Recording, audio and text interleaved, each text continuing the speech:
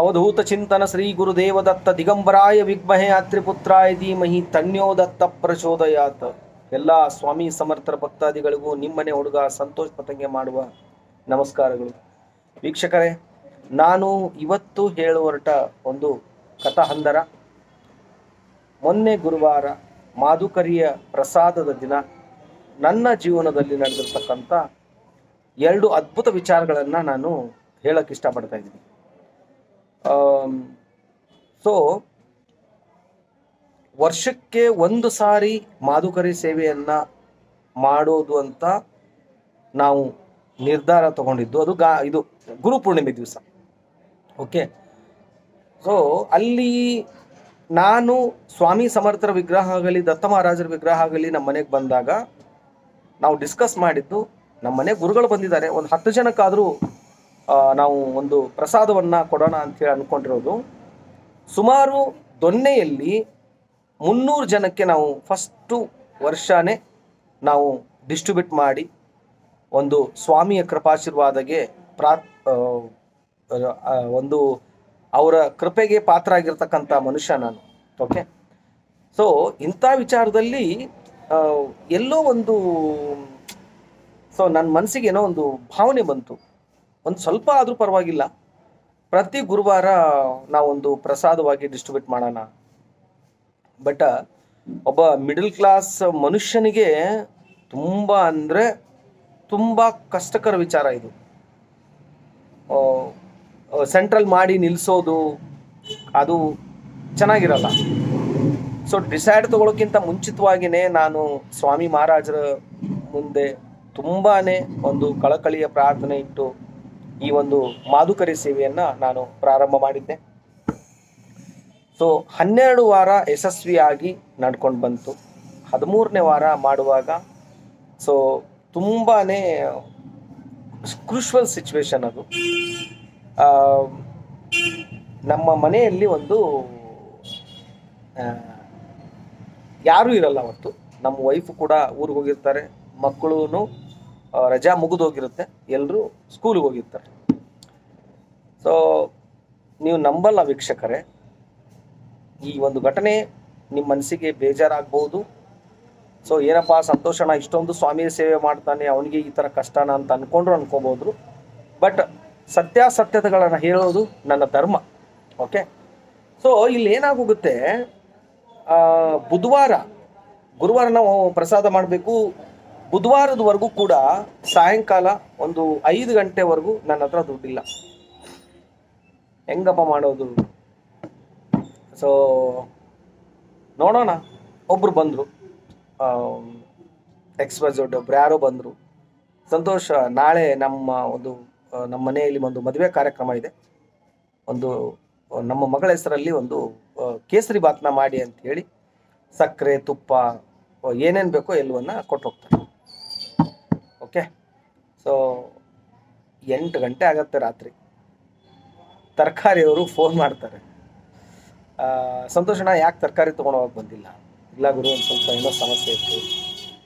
ನೀವು 12 ವಾರ ನಮ್ಮ ಅಂಗಡಿಯಲ್ಲಿ ತೊಗೊಂಡೋಗಿದ್ರ, ಇದೊಂದು ವಾರ ನಾವು ಏನೋ ಕೊಡ್ತೀವಿ ಅನ್ನದಾನದ ಪ್ರಸಾದದ ಸೇವೆಗೆ. ಓಕೆ, ಸೊ ಅಲ್ಲಿ ಇನ್ನೂ ಅಕ್ಕಿ ಇಲ್ಲ ಅಲ್ಲಿ. ಓಕೆ, ಸೊ ತಗೊಂಬಂದು ತರಕಾರಿ ಬಂದು ಮನೆಗೆ ಮುಟ್ಟುತ್ತೆ 8 ಗಂಟೆಗೆ. 8 ಗಂಟೆಗೆ ಏನಾಗುತ್ತೆ, ಅವರು ತಂದು ಕೊಡ್ತೀನಿ ಅಂತ, ಓಕೆ ದಟ್ಸ್ ಆಲ್, ಮುಗಿದೋಯ್ತು. 8:15ಗೆ ನಾನು ದತ್ತ ಮಹಾರಾಜರ ಮುಂದೆ ನಿಂತು ಆರತಿ ಮಾಡ್ತೀನಿ. ಆರತಿ ಮಾಡಿ ಯಾಕಪ್ಪ ಭಗವಂತ ಇಂಥ ಪರೀಕ್ಷೆ ಅಂತ ಹೇಳಿ ಸ್ವಲ್ಪ ಏನೋ ಮನಸ್ಸಿಗೆ ನೋವು ಮಾಡ್ಕೋತೀನಿ. ನೋವು ಮಾಡಿಕೊಂಡು ಆರತಿ ತೊಗೊಂಡು ಅಲ್ಲಿ ಇಡ್ತೀನಿ ರೀ. ಇಟ್ಟ ತಕ್ಷಣ ಒಂದು ಫೋನ್ ಬರುತ್ತೆ ನನಗೆ. ಯಾರಿಂದ? ಯಾರು ಕೇಸರಿ ಬಾತ್ ಮಾಡಬೇಕು ಅಂತ ಹೇಳಿರ್ತಾರಲ್ಲ, ಅವ್ರ ಹೆಸರಿಂದಾನೇ ಫೋನ್ ಮಾಡ್ತಾರೆ ನನಗೆ. ಇಲ್ಲ ಸಂತೋಷ್, ನೀವು ಕೇಸರಿ ಬಾತ್ ಒಂದೇ ಮಾಡ್ತಾ ಇದ್ದೀರಾ ಸಂತೋಷಣ. ಸೊ ಇಷ್ಟೆಲ್ಲ ಮಾಡೋರು ನಾನು ಪಲಾವು ನಾನೇ ಮಾಡಿಸ್ಬಿಡ್ತೀನಿ ಅಂತ ಹೇಳ್ತಾರೆ. ನಾನು ಕೇಳಿದ್ದವ್ರಿಗೆ ಜಸ್ಟು 6 kg ಅಕ್ಕಿ, ಅವರು 26 kg ಅಕ್ಕಿನ ತಂದು ಕೊಡ್ತಾರೆ. ಸೊ ಎಷ್ಟು ಅದು ನನಗೆ ಖುಷಿ ತಂದು, ಅಂದರೆ ನನಗೆ ನನ್ನ ಹತ್ರ ದುಡ್ಡು ಇಲ್ಲ ಇದೆ ಅನ್ನೋದು ಮುಖ್ಯ ಅಲ್ಲ. ಇಲ್ಲಿ ಪ್ರತಿ ವಾರದ ಕತೆ ಇದು.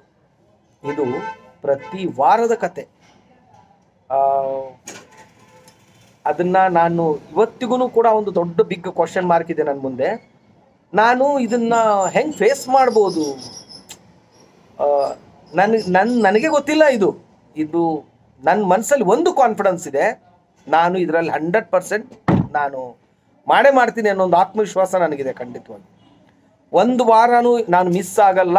ನಾನು ಪ್ರಸಾದದ ಒಂದು ಸೇವೆ ಇದು ನಿರಂತರವಾಗಿ ನಡೆಯುತ್ತೆ ಅನ್ನೋದು ದತ್ತ ಮಹಾರಾಜರ ಮೇಲೆ, ಸ್ವಾಮಿ ಸಮರ್ಥರ ಮೇಲೆ ಟೂ ಮಚ್ ಓವರ್ ಕಾನ್ಫಿಡೆನ್ಸ್ ಇದೆ. ಬಟ್ ಕ್ಲೈಮ್ಯಾಕ್ಸ್ ಅಲ್ಲೂ ಕೂಡ ಏನೋ ಒಂದು ಆಗುತ್ತೆ, ಅವರು ಮಾಡಿಸ್ಕೊತಾರೆ. ಇದು ಒಂದು ಕಡೆ ಒಂದು ಕಾನ್ಫಿಡೆನ್ಸ್. ಬಟ್ ಇಲ್ಲಿ ಇನ್ನೊಂದು ನೆಕ್ಸ್ಟ್ ಏನಾಯ್ತಪ್ಪ ಅಂತಂದರೆ, ರೇಷನ್ ಎಲ್ಲ ಬಂತು, ಎವ್ರಿಥಿಂಗ್ ಈಸ್ ರೆಡಿ.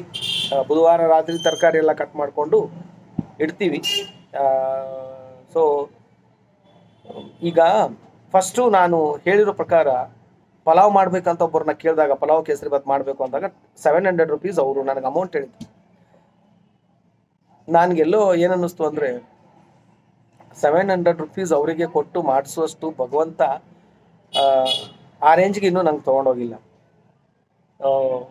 ನಾನೇ ಕಲಿತು ಮಾಡೋಣ ಅಂಥೇಳಿ ಸೊ ಪ್ರಯತ್ನ ಮಾಡಿದೆ 1 ವಾರ 2 ವಾರ. ಸೊ ಅಂದರೆ ಏರಿಳ್ತಾ ಒಂದು ಸ್ವಲ್ಪ ಹೆಚ್ಚು ಕಡಿಮೆ ಮಿಸ್ಟೇಕ್ಸ್ ಆಗ್ತಾ ಬರ್ತಾ ಇತ್ತು.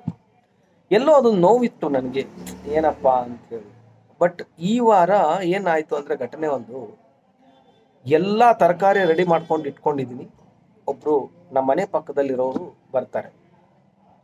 ಬಂದ್ಬಿಟ್ಟು, ಸಂತೋಷಣ ಅಂದರೆ ಲೇಡೀಸ್ ಅವರು, ಪಾಪ ನಾನು ಸ್ನಾನ ಮಾಡ್ಕೊಂಡ್ಬರ್ತೀನಿ ಇವಾಗ ಹೋಗಿ, ಸೊ ನೀವೆಲ್ಲ ರೆಡಿ ಮಾಡಿಟ್ಕೊಳ್ಳಿ, ನಾನು ದೂರಿಂದಾನೇ ಹೇಳ್ತೀನಿ, ನೀವು ಆ ಪ್ರಕಾರ ಅದಕ್ಕೆ ನೀವು ರೆಡಿ ಮಾಡ್ಕೊಂಡು ಹೋಗಿ. ಸೊ ತುಂಬ ಖುಷಿ ಅನ್ನಿಸ್ತು ನನಗೆ. ಬಟ್ ಅವ್ರು ಮಾಡಿ ತೋರಿಸಿರ್ತಕ್ಕಂಥ ಒಂದು ಸಿಸ್ಟಮ್ ಇದೆಯಲ್ಲ, ಅನ್ಬಿಲೀವಬಲ್, ಅಲ್ಟಿಮೇಟ್. ಅದು ಇಷ್ಟು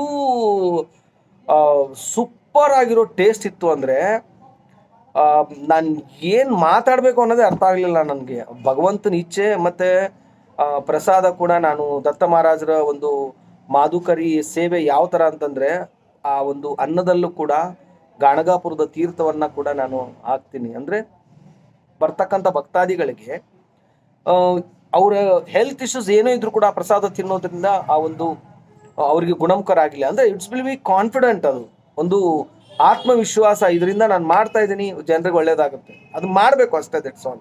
ನೀವು ಮಾಡಬೇಕು ಅಂತ ನಿಂತಾಗ ಪಕ್ಕದಲ್ಲೇ ನಿಂತು ಬಂದು ಭಗವಂತ ನಿಲ್ತಾನೆ.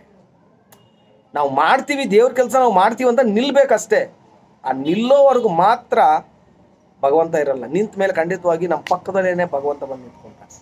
ಆದರೆ ನಾವು ಒಂದು ಇಲ್ಲಪ್ಪ, ಎಲ್ಲರೂ ಸ್ವಾರ್ಥ ಮತ್ತೊಂದು ಅಂದ್ಕೊಂಡಿದ್ರೆ, ಏನೋ ನಾವು ಕೂಡ ಮಾಡಬೇಕಲ್ವ ಏನಾದರೂ ದೇವ್ರ ಕಾರ್ಯ. ನೀವು ಜನರಿಗೋಸ್ಕರ ಬೇಡ ರೀ, ಅಟ್ಲೀಸ್ಟು ನಿಮ್ಮ ಮನೆ, ನಿಮ್ಮ ಫ್ಯಾಮ್ಲಿ, ನಿಮ್ಮ ಅಣ್ಣ ತಮ್ಮ, ನಿಮ್ಮ ಅಕ್ಕ ತಂಗಿ, ಇವ್ರಿಗೆ ಒಳ್ಳೇದಕ್ಕೋಸ್ಕರ ಆದರೂ ಮಾಡಿ ಅಂತ ನಾನು ಹೇಳ್ತೇನೆ. ಸೊ ಇದನ್ನ ಯಾಕೆ ಹೇಳ್ತಾ ಇದ್ದೀನಿ ಅಂತಂದರೆ, ನಾವು ಫಸ್ಟು ವಿಲ್ ಬಿ ಕಾನ್ಫಿಡೆಂಟ್. ನಮ್ಗೆ ಆತ್ಮವಿಶ್ವಾಸ ಇರಬೇಕು.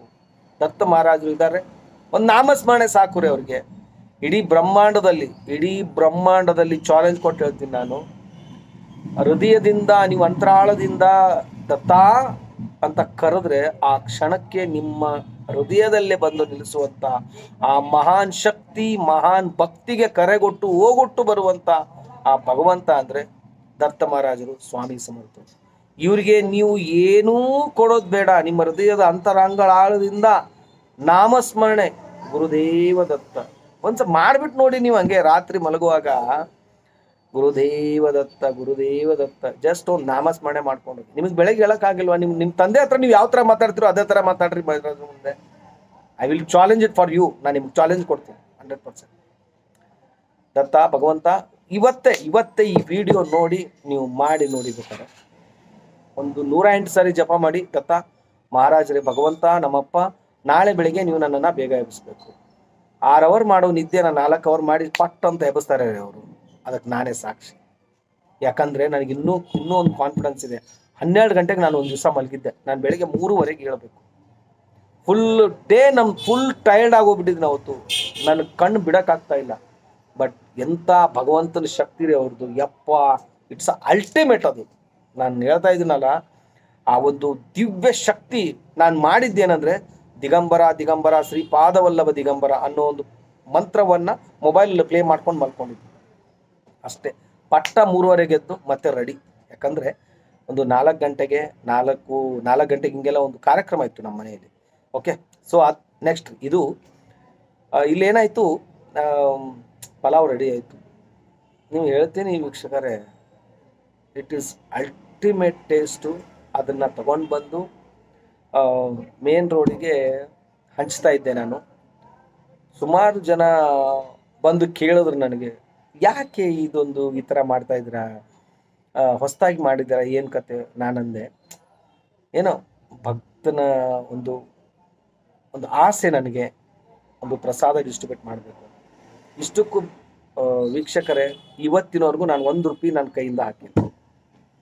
ಎಲ್ಲ ಪ್ರತಿ ವಾರ ಒಬ್ಬರಿಲ್ಲ ಒಬ್ಬರು ಕೊಟ್ಟೇ ಕೊಡ್ತಾರೆ. ಖಂಡಿತವಾಗಿಯೂ ನಮ್ಮ ಯೂಟ್ಯೂಬ್ ಅವ್ರ ಸರ್ಗಂತೂ ನಾನು ಎಷ್ಟು ಧನ್ಯವಾದ ಹೇಳಿದ್ರು ಕೂಡ ಅದು ಕಡಿಮೆನೇ. ತುಂಬ ಜನ ಅವ್ರ ಕೈಯಿಂದ ಆದಷ್ಟು ನೀವು ಮಾಡ್ತಾಯಿದ್ದೀರಾ. ಖಂಡಿತ ಹ್ಯಾಟ್ಸ್ ಆಫ್ ನಿಮಗೆ. ಭಗವಂತ ನಿಮಗೆ ಆಯುರ ಆರೋಗ್ಯ ಐಶ್ವರ್ಯ ಅಭಿವೃದ್ಧಿ ಕೊಟ್ಟು ಕಾಪಾಡಲಿ. ಮತ್ತು ಇದರ ನೆಕ್ಸ್ಟು ನನ್ನ ವಿಡಿಯೋ ಮುಂದೆನೇ ಆ ವಿಡಿಯೋನ ಕೂಡ ನಾನು ಆ್ಯಡ್ ಮಾಡ್ತೀನಿ. ಅದನ್ನು ಕೂಡ ನೀವು ನೋಡಿ. ಸೊ ಅನ್ನಪ್ರಸಾದ ಯಾವ ಥರ ನಡೆಯುತ್ತೆ. ಸೊ ನಾನು ಏನು ಅಂದ್ಕೊಂಡಿದ್ದೆ ಅಂದರೆ, ಫಸ್ಟಿಗೆ ಈ ಅನ್ನಪ್ರಸಾದ ಇಲ್ಲಿ ಬೆಂಗಳೂರು ಸಿಟಿಯಲ್ಲಿ ನಾನು ಮಾಡ್ತಾಯಿದ್ದೀನಿ, ಜನ ಇದನ್ನು ಎಕ್ಸ್ಪೆಕ್ಟ್ ಮಾಡ್ತಾರ, ತೊಗೊತಾರ, ಪ್ರಸಾದನ ಸ್ವೀಕಾರ ಮಾಡ್ತಾರ. ಬಟ್ ಮೊನ್ನೆ ಗುರುವಾರ ನಂಬಲ್ಲ ವೀಕ್ಷಕರೇ ನೀವು, ಆ್ಯಕ್ಚುಲಿ ಒಂದು ಹೋಟ್ಲ್ ಮುಂದೆನೇ ನಾನು ಇದನ್ನು ಡಿಸ್ಟ್ರಿಬ್ಯೂಟ್ ಮಾಡ್ತಾ ಇರೋದು. ಸೊ ಅವರು ಕೂಡ ಪಾಪ ಯಾವುದೇ ಥರದ ಒಂದು ಅಬ್ಜೆಕ್ಷನ್ ಆಗಲಿ ಮತ್ತೊಂದಾಗಲಿ ಮಾಡಲಿಲ್ಲ. ಬಟ್ ಭಕ್ತಾದಿಗಳು ಊಟ ಮಾಡಿ ಇಲ್ಲಿಂದ ನಮ್ಮ ದೇವಸ್ಥಾನದಿಂದ ತೊಗೊಂಡೋಗಿ ಮನೆಗೆ ಹೋಗಿ ಊಟ ಮಾಡಿ ಮನೆಗೆ ರಿಪೀಟ್ ಬಂದು ತೊಗೊಂಡೋಗಿದ್ದಾರೆ. ನಿಜವಾಗಿಯೂ ಖುಷಿ ಅನ್ಸುತ್ತೆ ರೀ. ಅದು ಎಷ್ಟು ಆನಂದ ಅನಿಸುತ್ತೆ ಅಂದರೆ, ಅದು ಮನಸ್ಸು ಕಾಯ್ತಾ ಇರುತ್ತೆ, ಗುರುವಾರ ಯಾವಾಗ ಬರುತ್ತೋ, ಅದನ್ನು ಯಾವಾಗ ಮಾಡ್ತೀವೋ ಅಂತ. ರಿಯಲಿ ಆ ವಿಡಿಯೋ ನೀವು ನೋಡ್ಕೊಂಬನ್ನಿ. ರಿಯಲಿ ನಿಮಗೂ ಆನಂದ ಅನಿಸುತ್ತೆ. ನಮ್ಮ ಸಂತೋಷನ ಏನೋ ಒಂದು ಮಾಡ್ತಾ ಇದ್ದಾನಪ್ಪ. ರಿಯಲಿ ಇದೆಲ್ಲ ನೀವು ಕೊಟ್ಟ ಒಂದು ಕೃಪಾಶೀರ್ವಾದ. ಇವತ್ತು ಒಂದು ಸ್ವಾಮಿಯ ಸೇವೆಯಲ್ಲಿ ನಾನು ಈ ಮಟ್ಟಕ್ಕೆ ಇದ್ದೀನಿ ಅಂತಂದರೆ ನೀವು ನನ್ನ ವೀಡಿಯೋಸ್ ನೋಡ್ತಾ ಇದ್ದೀರಾ, ಎಲ್ಲೋ ಒಂದು ಮೋಟಿವೇಟ್ ಆಗಿ ಒಂದು ಸ್ವಾಮಿಯ ಸೇವೆಯಲ್ಲಿ ನೀವು ಬರ್ತಾ ಇದ್ದೀರಾ ಅಂತ ನಾನು ಅನ್ಕೊಳ್ತಾ ಇದ್ದೀನಿ.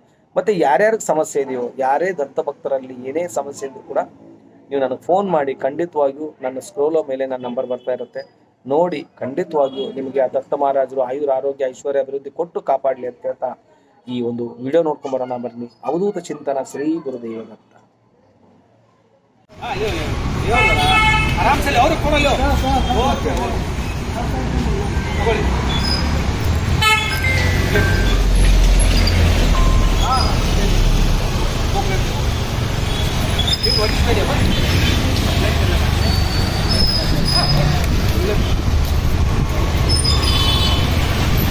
ಹಲೋ, ಅದು ಇದೆ ರೀ, ಮಾಡ್ಬೇಕು. ಇವಾಗ ಸ್ಟಾರ್ಟ್ ಮಾಡ್ತೀನಿ. ಅದೇ ಅಂಗಡಿ ನೋಡ್ಕೊಂಬಂದಿವಿ, ಸ್ವಲ್ಪ ಅಡ್ವಾನ್ಸ್ ಕೊಡಬೇಕಂತೆ. ಅದೇ ಅಂಗಡಿ ಅಡ್ವಾನ್ಸ್ ಕೊಟ್ಟ ತಕ್ಷಣ ನಿಮ್ಗೆ ಹೇಳ್ತೀರಿ. ಇನ್ನು ನಾಳೆ ನಾಡಿದ್ರಲ್ಲಿ ಮಾಡ್ಬೇಕ್ರಿ. ಎಲ್ಲಿದ್ದೀರಾ? ಯಾವ ಅವ್ನು 8 ಲಕ್ಷ ಹೇಳ್ತಾನೆ, ನಾವು 6 ಲಕ್ಷ ಕೇಳಿದ್ದೀವಿ ನಾವು.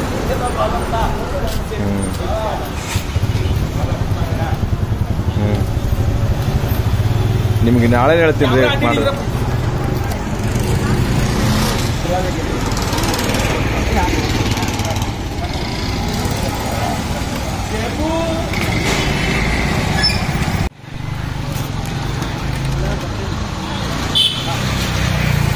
ನಾನು ಹೇಳಿದ್ದೇನು ಮಾಡಿದೆ?